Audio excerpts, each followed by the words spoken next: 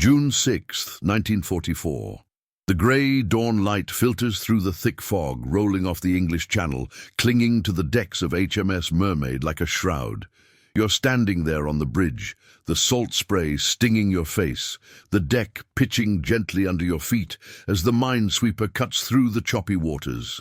Lieutenant Commander Elias Thorne grips the rail, his knuckles white against the cold steel, eyes scanning the horizon where the vast armada assembles like ghosts in the mist. But this isn't the invasion yet. That's still hours away. For Thorne, it's already begun, a solitary gamble in the murk. Elias Thorne isn't a hero by trade. At 32, he's a cartographer turned naval officer, more at home with charts and sextants than the thunder of guns. His uniform, crisp but faded from months at sea, bears the insignia of the Royal Navy's Hydrographic Office. They called him in from the dusty archives in London 6 months ago, not for glory, but for precision. "Map the mines," the Admiral had said in that clipped tone during the briefing at Admiralty House. "The Germans have sown the Channel like a farmer's field. If we don't know where they lie, D-Day becomes a graveyard." Thorne had nodded, sketching invisible lines on his notepad, but inside his stomach twisted. Mines weren't just metal husks, they were silent killers, magnetic demons that could rip a battleship in half. Now, as the Mermaid's engines hum beneath you, pushing the 200-foot vessel toward the French coast at a cautious 5 knots, Thorne unfolds his latest chart on the chart table. The paper crackles under his fingers, marked with pencil strokes and cryptic notations. Suspected acoustic minefield grid E7. The air smells of diesel and wet wool, the crew's breath fogging in the chill.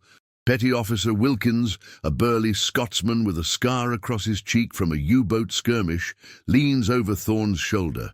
"Skipper, radar's picking up echoes ahead. Could be buoys, or worse." Thorne straightens, adjusting his binoculars. "Steady as she goes, Wilkins. We're not here to dance with them today." His voice is calm, but you can hear the edge, the weight of what hangs on this run. The invasion fleet, over 5,000 ships, waits in the Solent, engines idling, troops packed like sardines below decks. One wrong move, one unmapped mine, and the whole armada could founder before the first wave hits Omaha Beach. Thorne's job? Scout the approaches, drop buoys, and pray his calculations hold. The fog thickens as they near the drop zone, 10 miles off Juno sector. Waves slap against the hull, rhythmic and insistent, like a heartbeat quickening. Thorne steps out onto the open bridge, the wind whipping his cap. He remembers the training runs off Scarpa Flow, the paravanes trailing behind, those torpedo-shaped sweeps designed to snag and detonate mines safely. But this is no drill. Intelligence from Bletchley Park whispers of new German tech, mines with hair-trigger sensors, tuned to the propeller wash of landing craft. Thorne's team has modified the sweeps with non-magnetic alloys, but doubt gnaws at him. What if it's not enough? "Sounding!" Thorne calls. The leadsman in the chains hurls the weighted line forward, the lead plopping into the sea. "By the mark, 7!" comes the cry, echoing over the water. Depth soundings feed into Thorne's mental map, cross-referenced with aerial photos smudged by rain. He scribbles furiously, pressure waves, tidal currents shifting the fields by yards each tide. The crew works in tense silence, sailors coiling lines, the winch operator feeding out the paravane cable with gloved hands. You feel the vibration through your boots as the sweep deploys, slicing into the depths like a predator. Suddenly, a low rumble builds, not from the engines but from below. The deck shudders. "Mine! Port side!" Wilkins shouts, pointing to a boiling froth 20 yards off the beam. Thorne lunges for the alarm klaxon, pulling the cord. The wail pierces the fog, men scrambling to stations. The Mermaid heels as the helm hardens over, engines reversing in a churn of foam. You brace against the bulkhead, heart pounding with the crew as the explosion erupts, a geyser of water and debris arcing skyward, close enough to pepper the deck with shrapnel. The blast wave rocks the ship, glasses shattering in the wardroom below. Thorn wipes salt water from his eyes, scanning for damage. "Report!" The hull holds, but the paravane is gone, snapped like twine. "Lost the sweep, sir," the boatswain confirms, his face ashen. That's when Thorn sees it. Not just one mine, but a pattern emerging in the chaos. The explosion has cleared a patch, revealing the telltale drift of wreckage. His mind races, overlaying it on the chart. The Germans haven't sown randomly. It's a deliberate lattice, staggered to catch the approach angles of the troop transports. If the fleet plows straight in... "Mark this position exactly," Thorn orders, voice steady despite the adrenaline. He grabs the signal lamp, flashing Morse to the escorting corvette a mile astern. "Minefield confirmed. Adjust course 15 degrees starboard. Buoys deploying." Flares arc from the Mermaid's deck, red and white pinpricks blooming in the mist, guiding the path. But as the crew resets the gear, Thorn spots something on the horizon. A shadow slipping through the fog. Periscope? No, too low. A E-boat, perhaps, one of those devilish German speedboats patrolling the edges. "Action stations!" The klaxon blares again. Guns crews swarm the twin Oerlikons, loading belts with practiced speed. Thorn peers through binoculars, the shadow resolving into a sleek hull cutting fast. It's a Schnell boot, armed to the teeth, likely on interdiction. The range closes to 800 yards in heartbeats. "Open fire when you bear!" Thorn commands. The first burst chatters out, tracers stitching the sea. The E-boat zigzags, returning fire with its 20mm cannon. Shells whine overhead, one gouging the funnel in a shower of sparks. You duck as fragments rain down, the acrid smell of cordite mixing with the sea. Thorn stands firm, directing the helm. "Hard a port! Bring her around!" The Mermaid's engines thunder, foam boiling from the screws as she circles for a ramming angle. But the E-boat is nimbler, slipping past and loosing a torpedo. The track foams white, bearing straight on. "Brace!" Thorn yells. The crew hits the deck, but Thorn stays up, calculating the intercept. At the last second, he signals full astern. The torpedo broaches, missing by feet, detonating harmlessly astern in a thunderous plume. The corvette joins the fray now, her 4.7-inch guns booming. The E-boat veers off, trailing smoke, vanishing into the fog. Cheers ripple through the crew, but Thorn silences them with a raised hand. "No time! Get those buoys down!" As the markers splash into the water, bobbing like sentinels, Thorn updates his chart with fresh bearings. This skirmish has bought them minutes, but the real threat looms.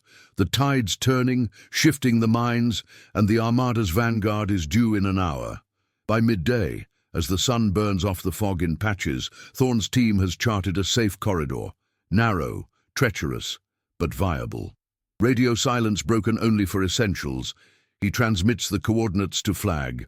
"Primary lane secured. Recommend vector 270 degrees. Back aboard the command ship, admirals pore over the teletype, breaths held. Thorn doesn't know it yet, but his morning's work has just rerouted the entire Eastern Task Force, sparing dozens of vessels from the minefields' embrace. As the Mermaid withdraws, Thorn leans on the rail, exhausted but resolute. The channel stretches vast before you, dotted now with the invasion's first silhouettes, destroyers, cruisers, the behemoths sliding into position. He thinks of the men packed in those holds, the boys from Iowa and Lancashire who'll storm the beaches at his mapped mercy. One man's lines on paper, one ship's daring run, threading the needle through hell. The war machine grinds on, but for this moment, Elias Thorn has tilted the scales. The sun climbs higher, turning the channel's surface into a mosaic of silver and slate, but the warmth does little to chase the chill from Elias Thorn's bones. You're back on the Mermaid's bridge, the deck still humming from the morning's frenzy, salt-crusted binoculars pressed to your eyes as the ship idles in a defensive circle.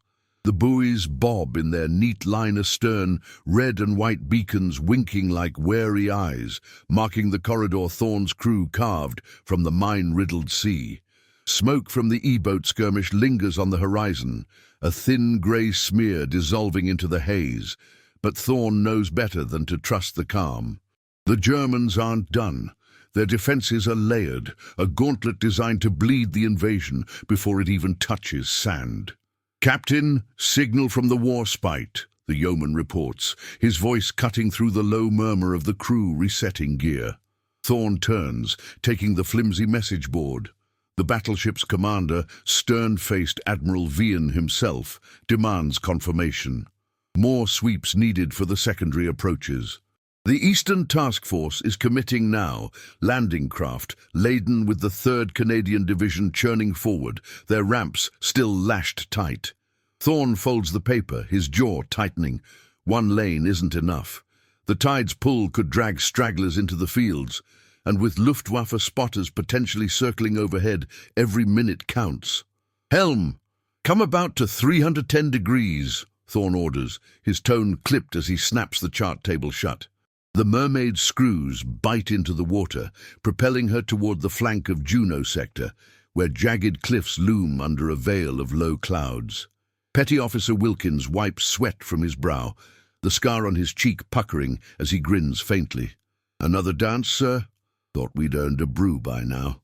Thorn manages a nod, but his mind is elsewhere, recalculating drift rates, factoring in the wind's quartering shove.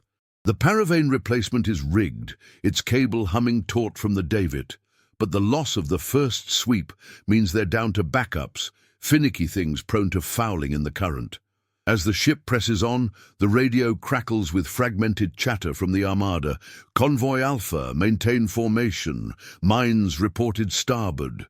Voices from destroyer captains, their urgency bleeding through the static. Thorn visualizes it. The vast flotilla from the hulking USS Texas to the nimble LCAs, snaking through his marked path like elephants on a tightrope. One captain's error, one gust shifting a mine's chain, and the chain reaction could doom hundreds. He steps to the plotting board, pinning fresh fixes with dividers, acoustic sensors here, magnetic lures there, all inferred from the morning's detonation patterns. The Germans' handiwork is devilishly clever. Fields staggered to overlap, forcing evasive zigzags that expose flanks to shore batteries. The fog shreds further as they reach the outer edge of the secondary zone, 5 miles from shore. Waves crest higher now, slapping the hull with whitecaps that soak the gunnels.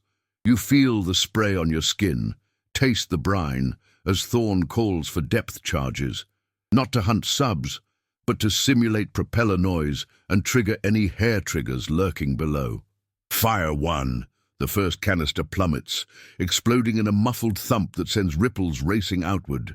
The crew tenses, hands on rails, eyes on the sea's surface for the telltale boil. Nothing at first, then a chain of pops, 3, 4, erupting in quick succession, fountains of water marching across the bow like accusatory fingers. "Contact! Bearing 220!" The sonar operator yells from below, his voice piping up through the voice tube. Thorn grabs the annunciator, ringing for flank speed. The mermaid surges, her 1,100 horsepower engines groaning as she dodges the clearing blasts. Shrapnel pings off the armor, one fragment wanging into the bridge window, spider-webbing the glass. Wilkins ducks instinctively, cursing in Gaelic, while Thorn steadies himself, sketching the pattern mid-lurch. A herringbone layout, mines anchored to catch the broadside of troop carriers. "Deploy the sweep, full extension," Thorn commands. The winch whirs, cable paying out 300 feet into the depths. The paravane dives, its vanes cutting silent paths, tugging the hull slightly off true.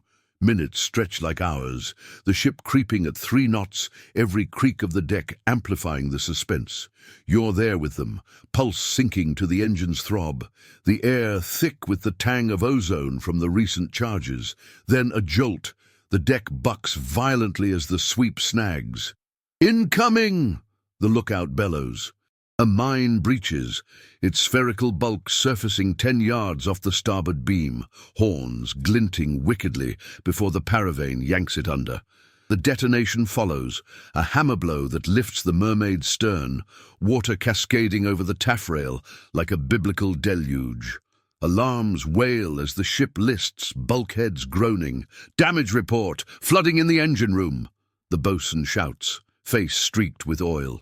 Thorn races down the companionway, boots pounding steel gratings, the clamour of pumps kicking in behind him. In the dim glow of emergency lights, engineers battle the ingress, seawater sloshing ankle-deep, sparks flying from jury-rigged welds. "Bulkhead holding, sir, but we're taking on 5 tons a minute," the chief reports, wrench in hand. Thorn nods, mind whirring. They can't withdraw. The fleet's second echelon is vectoring in, blind without this intel. "Patch it and press on," he says, voice level. "Wilkins, signal the Pathfinders, partial clear, but advise 10-degree southerly drift." As the crew seals the breach with tarps and prayers, Thorn returns topside. The cliffs of Courcelles now visible, pockmarked with concrete bunkers belching smoke from preliminary barrages. Shells from the battleships offshore arc overhead, thunderous whooshes ending in earth-shaking crumps on the headlands. The invasion's roar builds, aircraft droning low, the chatter of small arms from the first assault waves hitting the beaches. But Thorn's focus narrows to the water. Another sweep reveals a cluster, pressure mines tuned to the weight of LSTs. He directs the deployment of Dan buoys, sailors heaving them overboard with grunts, the markers splashing and unfurling flags. One man, able seaman Hargrove, a lanky kid from Liverpool, hesitates at the rail, eyes wide at the roiling sea. "They'll get us all, sir," he mutters. Thorn claps his shoulder. "Not today. Your mates on those beaches need this line straight." Hargrove nods, tossing the buoy true. By early afternoon, with the Mermaid limping but unbowed, Thorn's updates flood the command net. Secondary lane viable. Recommend staggered entry, intervals 200 yards. Aboard the HQ ship, planners adjust on the fly, rerouting the 7th Armoured's follow-up transports through the gap. Unseen by Thorn, a cluster of 5 LCIs, packed with engineers and jeeps, avoids a fatal drift, their captains heeding the fresh bearings. One minefield, untouched, would have claimed them all, stranding reinforcements and crippling the push inland. As the sun dips toward the horizon, painting the waves bloody, the Mermaid turns for the assembly point. Thorn stands amidships, chart under arm, watching the armada swell, troop ships disgorging Higgins boats, the sky alive with parachutes from the airborne drops. Exhaustion etches his face, but a quiet fire burns. His maps, born of sweat and near misses, are the invisible shield. The fleet surges past, bows cleaving the marked waters toward the cauldron of Normandy. Thorn exhales, the weight lifting fractionally. One more run tomorrow, perhaps, but for now, the needle threads true. The sun's descent casts long shadows across the channel, turning the invasion's chaos into a silhouette of fury and steel. You're still aboard the HMS Mermaid, the ship's gentle roll, a deceptive lullaby as she shadows the Eastern Task Force from a prudent distance. Elias Thorn stands at the taffrail, his chart tube clutched like a talisman, the acrid bite of gunpowder from distant barrages mingling with the ever-present salt. The air vibrates with the low growl of Liberty ships' engines, their hulls groaning under the weight of tanks and artillery lashed to decks, slick with oil. Cheers and shouts carry faintly from the troop transports, but Thorn hears only the unspoken dread, the sea's hidden teeth waiting to snap. "Captain incoming from flag," the signals officer calls, his Morse lamp's staccato clicks echoing off the bulkheads. Thorn strides to the bridge, the deck planks creaking under his sea boots. The message is terse, ultra priority. U-boat Wolfpack reported vectoring channel approaches. Sweep outer lanes immediately. Vian! Thorn's pulse quickens. Ultra, that whispered code from the codebreakers means the boffins at Bletchley have cracked another Enigma intercept. But out here, it's just another shadow in the water, and his minesweepers are the first line against the pack's torpedoes, funneling prey into the fields. He unfolds the updated overlay, pencil tracing the projected paths. 7 U-boats, ghosts slipping from Brest, their Wolfpack tactics honed to herd the armada like sheep to slaughter. The Mermaid's crew, faces gaunt from the morning's grind, gathers around the chart table. Petty Officer Wilkins rubs his stubbled chin, eyes narrowing at the scribbled vectors. Bloody krauts. They'll use the minefields as cover, pick off the stragglers. Thorne nods, the weight of command settling heavier. The secondary lanes he cleared are holding, but the outer flanks, unguarded sweeps 10 miles wide, could funnel the destroyers straight into acoustic hell. "Prepare for night ops," Thorne orders, his voice cutting the dimming light. Paravanes double-checked, depth charges armed for sub-hunt if needed. The crew scatters, lanterns flickering to life as the sun slips below the horizon, painting the sky in bruised purples. You feel the chill deepen, the wind off the French coast carrying faint echoes of the beachhead's thunder, machine gun bursts, the crump of grenades as the Canadians claw for ground at Juno. Thorne thinks of the paratroopers from the 6th Airborne, dropped hours earlier, their gliders splintered on hedgerows. His maps won't help them now, but the fleet's survival will. The Mermaid pushes into the gathering dusk, her silhouette blacked out, save for the faintest running lights, a ghost among ghosts. Engines thrum at half speed, propellers churning a wake that's quickly swallowed by the inky sea. Thorne mans the binoculars, sweeping the horizon, where the Armada's lights wink like distant stars. Over 1,000 vessels now, from the towering Queen Mary, repurposed as a trooper, to the darting PT boats. Radar pulses softly in the ops room, pinging echoes that could be flotsam or fins. "Contact bearing 0015, the operator reports, tension threading his words. Thorne leans over the scope, the green glow illuminating his furrowed brow. Not a sub, debris from a bombed-out convoy, but it reminds him the Germans layer threats, mines baiting the torpedoes.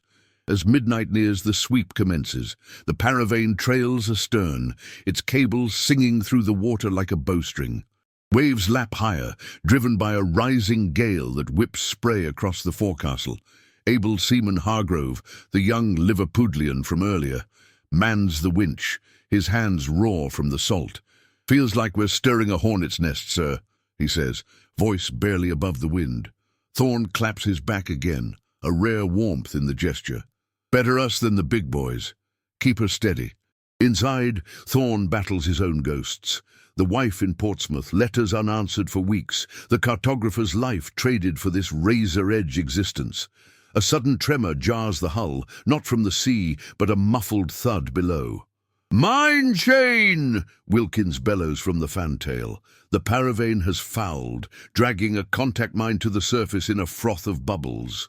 It bobs perilously close, its influence horns silhouetted against the phosphorescent waves, a 1,000-pound death waiting for the magnetic pull of a hull. "Cut the cable! Emergency reverse!" Thorne shouts, lunging for the engine telegraph. The crew hauls frantically, knives flashing to sever the line, but the mine drifts with the current, inexorably toward the Mermaid's flank. You grip the rail, the deck tilting as engines claw backward, foam boiling white in the moonlight. The mine grinds against the rudder, a screech of metal on metal sending shivers through the frame. Thorne grabs a boat hook from the ready locker, leaning far over the side, heart slamming. "Pike it away!" With Hargrove's help, he prods the buoyant killer, shoving it clear just as the tide catches it. It drifts harmlessly astern, but not before the strain snaps the auxiliary cable, leaving them blind in the depths. "Damage minimal, sir," the bosun reports, but Thorne knows the cost. One less sweep and the outer lane's edge frays. He signals the nearest corvette, HMS Impulsive, her silhouette a darker smudge nearby. "Foul cleared. Advise caution grid F12. The response blinks back, acknowledgement but urgency. A destroyer escort has strayed, radar jammed by the storm. Thorne visualizes it. The HMS Havelock, 30 knots into peril, her screws mimicking the acoustic triggers. No time for debate. "Helm, full ahead, intercept course." The Mermaid surges, cutting through swells that crest over the bow, drenching the bridge in icy sheets. Lightning flickers from the west, illuminating the chaos. Landing craft wallowing, their ramps grinding sand miles away. Radio bursts crackle. "Havelock, this is Mermaid. Abort vector, mines dead ahead." Static hisses. Then the destroyer's captain, voice strained. "Confirmed, adjusting, Godspeed." Thorne's team deploys marker flares, magnesium brilliance stabbing the night, outlining the safe veer. But as they close, sonar screams, "Subcontact, Type 7, range 1,500 yards. The Wolfpack's vanguard, lurking to exploit the mine drag. Alarms shriek, depth charge crews tumbling to racks. "Fire pattern Delta," Thorne commands. The first K-guns whoosh, hurling canisters in a spreading arc. They plunge, detonating in sequential booms that light the sea like fireworks, geysers marching toward the ping. The U-boat responds. A torpedo track foams silver, streaking for the Havelock.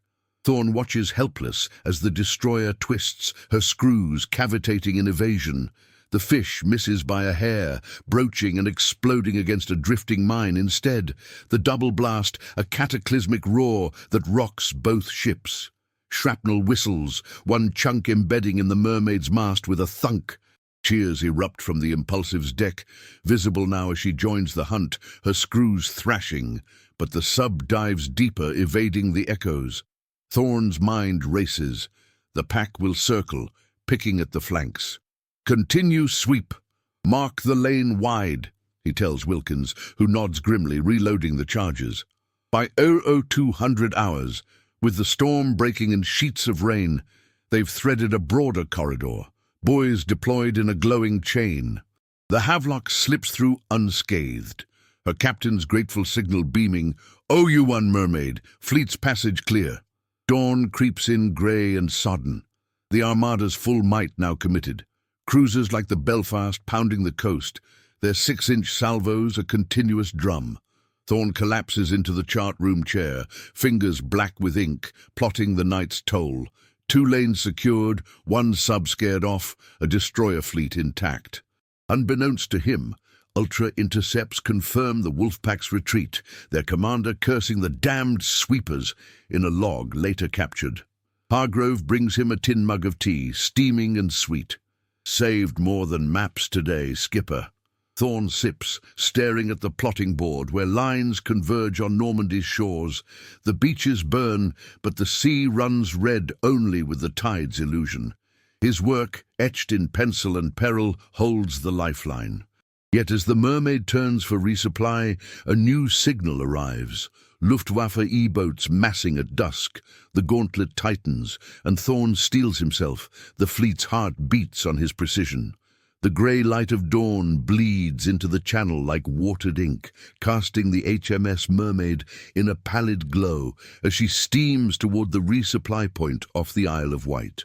Elias Thorne stands on the bridge-wing, the chill wind tugging at his oilskin coat, carrying the distant rumble of naval gunfire that hasn't ceased since H-hour. The sea churns with debris, splintered wood from gliders, oil slicks from sunk barges, reminders that the invasion's fury rages unchecked. His eyes, red-rimmed from the sleepless night, trace the Armada's progress. Destroyers slicing through the marked lanes, their wakes foaming white against the buoys that bob like faithful hounds. The fleet's pulse quickens. Over 4,000 vessels now fully committed, ferrying the hammer blow to Hitler's Atlantic wall. But respite is fleeting. The signals officer approaches, his face drawn under the helmet liner, clutching a fresh decrypt. "Ultra update, sir. E-boats massing Le Havre, dozens strong, fast as the devil. Intel says they're slipping out at dusk to hit the replenishment convoys." Thorne takes the paper, the words blurring slightly in the salt-stung air. Schnellbooter, those razor-keeled predators with 40-knot speeds and torpedo tubes hungry for troopships. His morning's work secured the approaches, but the flanks, those vital supply lines threading back to England, lie exposed, mines still lurking in the shallows to funnel the boats into kill zones. "Alter course to intercept grid G14, Thorne orders, his voice steady as he folds the message away. The Mermaid's telegraphs jingle, engines building to a steady thrum that vibrates through the deck plates. Petty Officer Wilkins joins him at the chart table, unrolling a new overlay smudged with grease. "They're bold, sir. With the Luftwaffe tying up our air cover over the beaches, those bastards could carve us up." Thorne nods, dividers clicking as he plots the E-boat pen's egress. A narrow channel, mined lightly but lethally, acoustic triggers waiting for the propeller's song. The resupply fleet, tankers heavy with Avgas, ammunition colliers, must thread it blind, or the beachhead starves before the first Sherman rolls ashore. You feel the deck lift as the Mermaid gathers way, waves slapping the hull with increasing insistence, spray sheeting across the gun tubs where Oerlikon crew's test fire bursts into the sea. Brass casings tinkling hot on the gratings. Thorne remembers the briefings at Scapa. E-boats don't fight fair. They strike and vanish, using the minefields as screens. His role shifts now, not just mapper, but hunter, guiding the escorts to choke the threat at its throat. Able Seaman Hargrove, knuckles bandaged from the night's winchwork, mans the sonar headset below, his youthful face set in determination. "Pinging clean so far, sir," he reports via tube, the words echoing hollow. By mid-morning, the ship reaches the outer patrol line, 10 miles from the French coast, where smoke pillars rise from pounding shore batteries. The sun climbs, burning off the mist in patches, revealing the Armada's sprawl. LCIs wallowing under pontoon loads. The cruiser HMS Belfast's turrets swiveling in deliberate menace. Radio traffic buzzes. Captains coordinating sweeps. A destroyer reporting a near miss with a drifting contact. Thorne deploys the paravane again, the cable humming taut as it dives, designed now to clear paths for the incoming convoys rather than the assault waves. "Sound General Quarters," he calls, the klaxon wailing sharp and urgent, pulling the crew from bunks and galleys. The patrol settles into a tense rhythm, the Mermaid zigzagging at 8 knots, her Type 271 radar sweeping arcs that paint the sea in ghostly blips. Lunches cold, bully beef and biscuits. Wolfed standing up, the galley stove cold to avoid sparks. Thorne pores over aerial recon photos, pencil shading probable E-boat routes. They'll hug the coast, using cliffs for cover, then fan out to torpedo the fat targets. One hit on a Mulberry Pier component, and the artificial harbours, key to sustaining the bridgehead, become scrap iron. Afternoon wears on, the wind freshening from the southwest, whipping whitecaps that make the decks slick. You're braced against the rail, the tang of diesel exhaust mixing with the ozone bite of an approaching squall, as Thorne spots the first shadow, a low silhouette darting from a cove near Cabourg, hull slicing the waves like a shark's fin. "E-boat bearing 290, range 3,000, the lookout cries, bell clanging. Thorne snatches the Aldi's lamp, flashing urgent.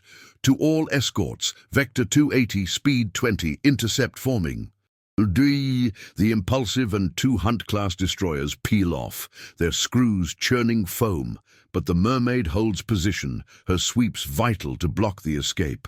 The E-boat, S-100 class, Thorne identifies by the raked mast, spots the trap, engines roaring to life in a boil of wake.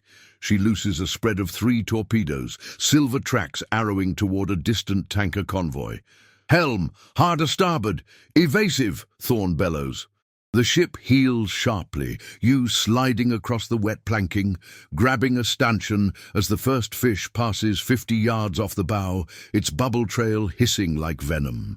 The tanker's captain spots it late, maneuvering frantically, the torpedo grazing her stern in a plume of water that soaks her deck crew. Chaos erupts. The Impulsive opens fire, her 4-inch guns barking in orange muzzle flashes, shells straddling the E-boat in geysers. The German vessel returns with her 40mm Bofors, tracers arcing like fireflies, one round slamming into the Mermaid superstructure, buckling a bulkhead with a deafening clang. Shrapnel peppers the sea, and Hargrove yelps from below as a fragment slices his arm. "Man down! Corpsman!" Wilkins shouts, binding the wound with a tourniquet while Thorne directs the counter. "Oerlikons! Concentrate fire! Sweep the path clear!" The Mermaid's twins chatter, stitching the water around the fleeing boat, but she's fast, weaving through Thorne's marked shallows. That's when it happens. The E-boat's propellers trigger a mine, the acoustic sensor firing true. A colossal eruption lifts her stern, hull splitting in a fireball that lights the afternoon sky. Debris rains down, twisted metal pattering on the waves, the acrid stench of burning fuel spreading. Cheers break from the escorts, but Thorn silences them. One down, but the pack's coming. Reset sweeps, mark the breach wide for the convoys. As the sun arcs westward, more shadows emerge. 5 E-boats bursting from the haze, guns blazing in a coordinated dash. The sea boils with action, destroyers charging, depth charges from a hunt rolling overboard in thunderous splashes, not for subs, but to deter close runs. Thorn's team works feverishly, deploying Dan buoys and flares to illuminate safe channels, guiding the resupply ships through the melee. One E-boat veers too close, her torpedo aimed at a Liberty ship laden with 105mm shells. Intercept, Thorn orders, the mermaid surging forward, her paravane snagging the path just as the fish launches. The mine detonates prematurely, the blast wave shoving the torpedo off course, saving the freighter by seconds. Bullets whine overhead, stitching the mast, but the escorts close the noose. The impulsive rams one E-boat amidships, her bow crumpling the lighter hull in a screech of rending steel. Explosions chain along the line. 2 more boats founder on mines Thorn's sweeps have nudged into play, their crews abandoning in oily swells.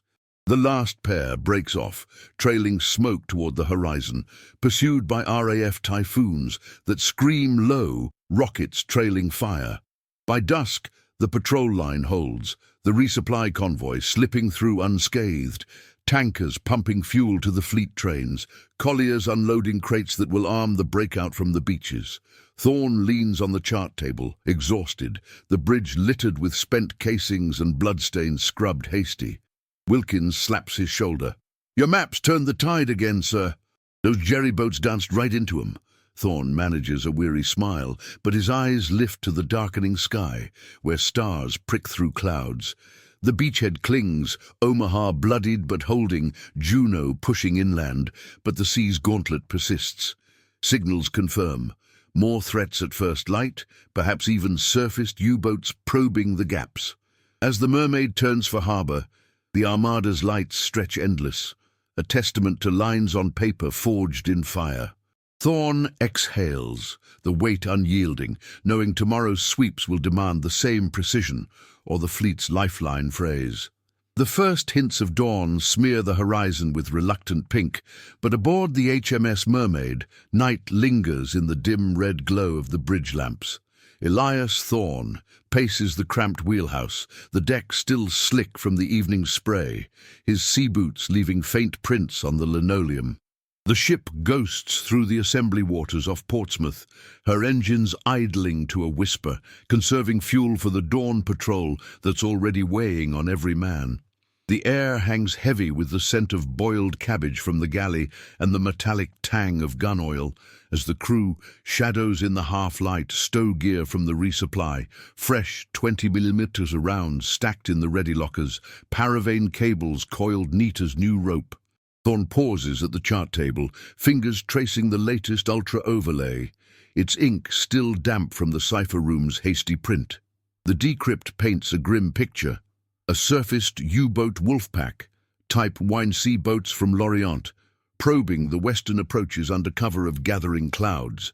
Not the full pack, just 3, but enough to shred the Mulberry Harbour's tenders if they slip the net. Those artificial ports, towed across the channel in secret, are the invasion's Achilles' heel. Floating caissons, lashed together, their concrete hulls bobbing vulnerably 5 miles offshore. One torpedo ripple, and the beachhead's lifeline snaps, leaving Shermans mired in sand and GIs without shells. "Captain, flags lighting up the net," the yeoman says, his voice rough from shouting orders through the gale. Thorn nods, taking the signal pad. Mermaid, impulsive. Escort Mulberry B components to grid H8. Mines confirmed drifting. Ultra warns U-boats shadowing. He crumples the edge unconsciously, mind racing. The caissons, massive Phoenix breakwaters, are slow, wallowing at 4 knots, perfect prey. His sweeps yesterday cleared the lanes, but tides have shifted overnight, nudging the fields like lazy predators. Wilkins enters, wiping hands on his foul weather pants, the scar on his cheek livid in the lamplight. "Crew's ready, sir." Hargrove's arm's bandaged, but he's itching for the winch. "Cast off in 5, Thorne replies, stepping to the open bridge wing where the wind bites fresh and cold, carrying the low moan of the armada, stirring awake. You stand there with him, the deck vibrating faintly as the anchor chain rattles up, links clanging like impatient bells. Silhouettes emerge from the murk. The blockships, scuttled hulks towed by tugs, their crews visible as ant-like figures on rusted rails. The Mulberry's guts, spud pierheads and floating roadways, trail behind, a fragile chain stretching 2 miles. Thorne raises binoculars, glassing the leads, HMS Impulsive ahead, her pennant fluttering, while the Mermaid flanks starboard, paravane primed to slice the depths. The convoy forms, engines building to a collective rumble that drowns the gulls' cries. Waves slap the caisson's sides, sending echoes booming like distant thunder, and Thorne feels the first twinge of unease. These behemoths draw 6 feet less than a battleship, but their magnetic signatures could wake every influence mine in the vicinity. "Sounding every quarter mile," he orders, the leadsman in the chains heaving his line forward, the plummet whistling through the air. "By the deep 9!" the cry comes back, feeding Thorne's mental grid. He sketches adjustments on his knee pad, a drift of 200 yards east, pushing the outer edge into peril. Mid-morning finds them midway across the French coast, a hazy smudge under scudding clouds that promise rain. The Impulsive signals course corrections, her Aldis lamp winking, hold 095, air cover inbound. Spitfires drone overhead, contrails feathering the sky, but Thorne knows their eyes are on the beaches, not the sea's underbelly. Sonar pings steady, but then a faint anomaly. "Echo bearing 210, range 4,000, the operator reports from the dim ops room, his voice piping up the tube like a confessional. Thorne leans in, the green radar sweep illuminating his tense face. Not debris, a submerged contact, slow and stealthy, circling like a shark, scenting blood. "General quarters," Thorne says quietly, the klaxon slicing the air with its banshee wail. Men tumble from hammocks, boots thumping ladders as depth charge racks arm with hydraulic hisses. The caisson's crews, spotting the alert, man their anti-aircraft guns, pom-poms and Lewis guns, barrels swiveling seaward. Wilkins grips the rail beside you, salt crusting his beard. "U-boat playing tag, sir?" "Bold bugger." Thorne doesn't answer, eyes locked on the plot. The sub's vectoring to cross the lane ahead, her torpedoes aim to scatter the convoy into the mines. "Deploy sweep, full pattern," he commands. The paravane dives with a splash, cable tautening as the winch groans under load. The Mermaid edges forward at 6 knots, her hull parting swells that crest green and foamy. Minutes crawl, the air thickening with sweat and anticipation until the sonar spikes. "Contact sharpening, diving!" The U-boat's commander, perhaps Corvettan Capitan Otto Kretschmer's ilk, smells the trap too late. Thorne rings for flank speed, the engines bellowing as the sweep tugs. A rumble builds below, then erupts, a mine chain detonating in sequence, muffled booms marching like artillery, geysers erupting 50 yards off the beam. The sub surfaces in panic, water sheeting from her conning tower, the Kriegsmarine Eagle glinting wet on her saddle tanks. "Open fire!" Thorne yells. The Impulsive's 4.7 inches roar first, shells whistling to straddle the boat in towering columns. The U-boat twists, her 80 mm deck gun traversing sluggishly, but the Mermaid's Oerlikons chatter, tracers lacing the sea. Bullets ping off the pressure hull, one sparking the hydroplanes. The German crew scrambles topside, firing wildly. A round slams the caisson lead, buckling a pontoon in a screech. But Thorne's sweep has her pinned, the paravane fouling her dive planes. You brace as the deck shudders from near misses, cordite smoke stinging your eyes, the sea alive with foam and fury. The sub's torpedoes launch in desperation, twin tracks foaming toward the Mulberry cluster. Evasive! Zig left! Thorn directs the helm, the Mermaid heeling sharply, her rail dipping into the troughs. One fish veers wide, but the second bears true on a pierhead tender, her hull groaning as the captain wrenches the wheel. Thorn signals urgent, "Sweep intercept, now!" The paravane yanks a drifting contact into the path, the mine detonating in a cataclysmic plume that deflects the torpedo skyward, harmless as a spent firework. The impulsive closes, hedgehog mortars spouting in a 24 projectile fan, the anti-sub bombs plunging with splashes. One hits true, the U-boat's bow lifting in a gout of oil and air, hull venting steam as she lists. German sailors abandon, life rafts inflating amid the debris, while the impulsive circles, machine guns sweeping the water to silence the gun crew. Cheers ripple across the decks, but Thorn cuts them short. "Secure the lane! Buoys down!" Sailors heave markers overboard, the red flags unfurling in the chop, guiding the caissons through the cleared gap. By noon, with the sub's wreckage gurgling to the bottom, the convoy presses on, the Mulberry components anchoring off Gold Sector unscathed. Radio confirms 2 more U-boats shadowing east, but RAF Sunderlands have them pinned. Thorn wipes brow with a sleeve, the bridge reeking of sweat and victory's edge. Hargrove, arm in sling, flashes a grin from the winch. "Your needlework again, sir. Fleet's breathing easy." Thorn nods, but his gaze lingers on the horizon where smoke curls from Arromanches. The harbour's rising, a miracle of steel and his precision. Afternoon brings the rain, sheets slanting across the waves, turning the world to grey blur. The Mermaid detaches, steaming parallel to the supply route, paravane trailing like a faithful hound. Another contact pings, faint, evasive, but Thorn's team is ready, the pattern repeating: sweep, mark, evade. One U-boat broaches briefly, her periscope sheared by a charge, forcing retreat. The Wolfpack fractures, their commander signaling abort as Ultra eyes watch from afar. As evening falls, the Mermaid links with the fleet train. Thorn's updates beaming to flag, western lanes held, Mulberry secure. Unseen, the invasion surges, Mulberry A at Omaha feeding the Yanks, B at Arromanches bolstering the Brits.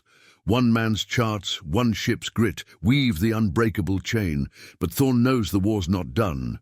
Bocage battles inland call for more runs, more lines in the sand. He stands at the rail, rain tracing rivulets down his face, the Armada's lights piercing the downpour like defiant stars. The fleet endures, and so does he. The rain eases to a persistent drizzle as the HMS Mermaid cuts through the evening gloom. Her bow slicing swells that roll in from the open channel like weary soldiers. Elias Thorn grips the bridge rail, water beading on his oilskin hood, the metallic scent of wet steel mingling with the faint, oily reek of the Mulberry caissons, now anchored off Arromanches. The artificial harbour takes shape in the fading light, a labyrinth of concrete phoenix blocks and floating roadways, their cranes groaning as engineers lash them into place under floodlights that stab the murk like accusatory fingers. The beachhead pulses with activity, landing craft grinding ashore, their ramps clanging down to disgorge jeeps and howitzers onto the blood-soaked sand, while the distant crackle of small arms fire echoes from the bocage beyond. But Thorn's vigil isn't over. The signal's shack buzzes with urgency, the yeoman's voice piping up from below. "Ultra flash, sir. Luftwaffe Stukas targeting the Mulberries at first light. E-boats regrouping Le Havre, mines redeployed by tide." Thorn's jaw clenches, the decrypt's implications sinking in like lead. The harbours are the invasion's veins, pumping supplies to the spearhead, lose them, and the Allies bleed out before Caen. His charts, updated hourly with tidal shifts and fresh sonar pings, show the threats converging. Acoustic fields realigned to snare the resupply runs, E-boats poised to exploit the gaps his sweeps have left temporarily unguarded. "Helm, course 220, flank the harbour perimeter," Thorn orders, his breath fogging in the chill. The Mermaid's engines surge, propellers thrashing foam that glows faintly phosphorescent in the dark. Petty Officer Wilkins joins him, thermos of scalding cocoa in hand, steam curling like ghosts. They're throwing everything now, sir. Jerry knows we're the cork in their bottle. Thorne takes a swig, the bitter warmth steadying his nerves, and nods toward the chart table where able Seaman Hargrove, sling discarded despite the courseman's protests, pins fresh bearings. The kid's eyes, shadowed by fatigue, burn with the same quiet resolve that's infected the crew. You feel the deck lift and fall with each wave, the hull's creaks a familiar symphony underscoring the tension as the ship circles the Mulberry's edge. Searchlights from the escorting destroyers sweep the water, painting fleeting gleams on drifting wreckage, splintered masts from earlier sinkings, oil-slicked life jackets bobbing like macabre buoys. Thorne deploys the paravane once more, the winch whining as the sweep plunges into the depths, its non-magnetic frame designed to tease out the hidden killers without triggering the lot. "Sonar sweep continuous," he commands, the operator's pings echoing through the voice tube like hesitant heartbeats. Night deepens, the stars obscured by low clouds that promise more storm. Radio chatter fills the air, captains of the Mulberry tenders reporting secure moorings, but an edge of strain laces their words. Pontoons sea-taking ground swell, advise mine clear to 500 yards. Thorne visualizes the layout. The Gooseberry harbours at Gold and Omaha, mirroring this one, their viability hanging on his precision. One drifting contact, nudged by the current, could chain react through the block ships, turning the miracle of engineering into a floating tomb. A sudden blip on radar shatters the rhythm. "Contacts, multiple, bearing 310, speed 35 knots, the operator shouts, alarm bells clanging. Thorne snatches the binoculars, peering into the blackness where shadows resolve into sleek predators. 6 E-boats, S-38 class by their low profiles, bursting from the coastal haze like wolves from the woods. Their diesels roar, muffled but unmistakable as they fan out to encircle the harbour's flank. "Action stations!" Thorne bellows, the klaxon piercing the night like a siren's wail. Guns crews swarm the Oerlikons, belts slapping into breaches, while depth-charge parties ready racks with oil deficiency. The lead E-boat opens fire first, her 20mm cannons stitching the water with traces that arc orange and lethal. Shells whine past the Mermaid's bow, one exploding against a phoenix block in a shower of concrete shards that patter like hail. You duck instinctively, the acrid bite of cordite flooding your nostrils as Thorne directs the helm. Hard a port, into their van. The ship heels, spray sheeting across the bridge, her twin screws cavitating in the turn. Wilkins mans the forward gun, his burly frame silhouetted against the flashes, barking ranges to the loader. 800 yards, up 5. The Mermaid's Oerlikons erupt in reply, muzzle blasts lighting the faces of the gunners like hellish strobes. Tracers lace toward the nearest E-boat, chewing her superstructure in sparks and screams of rending metal. She veers, loosing torpedoes, 4 silver spears foaming through the ink, aimed at the floating roadways where cranes swing ammunition pallets. "Evasive pattern Alpha," Thorne yells, the deck bucking as the ship zigzags, engines thundering. One torpedo broaches near a caisson, detonating prematurely against a mine. Thorne's earlier sweep had marked but not cleared, a geyser erupting in thunderous white, the blast wave rocking the harbour like an earthquake. Chaos blooms, the impulsive charges from the harbour's mouth, her 4-inch guns booming in deliberate salvos, shells straddling an E-boat in towering columns that swamp her decks. German voices shout in the din, fragmented over the water, as another boat rams a buoy line, her hull fouling on the cable Thorne's team had strung as a barrier. She grinds to a halt, exposed, and the Mermaid closes, Oerlikons raking her from stem to stern. Flames lick her engine room, the crew abandoning in a frenzy of splashes, life jackets puffing white in the searchlights. But the pack presses, 2 E-boats slipping the net to torpedo range. One unleashes into the Mulberry's heart. A pierhead tender erupts in a fireball, her cargo of fuel drums igniting in a spreading inferno that lights the sea orange. Shouts carry from the tenders, "Fire parties! Abandon ship!" Thorn's mind races, overlaying the attack on his chart. The mines beyond the breach, a lattice waiting to punish retreat. "Sweep the gap, boys, now!" he orders. Hargrove and the boatswain heave markers overboard, the red lanterns igniting one by one, threading a desperate path through the fields. RAF night fighters scream in low, their merlins snarling as rockets streak from wing pods, slamming an E-boat amidships in a cataclysmic bloom. The remaining boats break, engines howling in retreat, but not before one clips a drifting mine, the acoustic trigger firing true, her stern lifting in a plume of debris that rains across the Mermaid's deck. Shrapnel peppers the hull, one fragment wanging into the bridge, drawing blood from Wilkins' cheek. "Holding, sir," he grunts, pressing a rag to the gash. By 0400 the assault crumbles, the E-boats scattering under the combined fire of escorts and air cover, 2 sunk, 3 limping home trailing smoke. The Mulberry endures, fires quenched by foam hoses snaking from tugs, the roadways intact enough to receive the first supply waves at dawn. Thorn signals flag, perimeter secured. Lanes marked, recommend doubled escorts. Back aboard the command cruiser, admirals exhale, their plans unbroken, the beachhead's thirst slaked by crates of rations and rounds ferried through his guarded waters. As the eastern sky pales, the Mermaid withdraws to a patrol station, her crew slumped but unbowed, sharing cigarettes in the grey light.